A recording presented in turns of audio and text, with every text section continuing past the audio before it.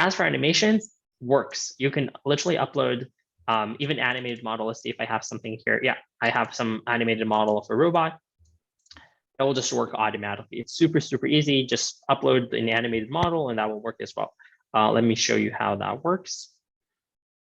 So uploading the same kind of 3D asset through the cloud, we already know how to do that. And then once that is done, I'll be able to just share that 3D model with you all. So let's give it a sec. But yeah, as I mentioned, you can literally, if GLBs, that's a one file format that supports animation. FBX is another. So here's the model. Let's go. Let's see it right here. Whoops, sorry. There you go. Voila. So this is the model. It has animation. I can cycle between it. Super, super simple. We can also see it in augmented reality right here. So let's do something like this. If I scan this QR code and you can scan it with me, you'll be able to see the animated model in augmented reality.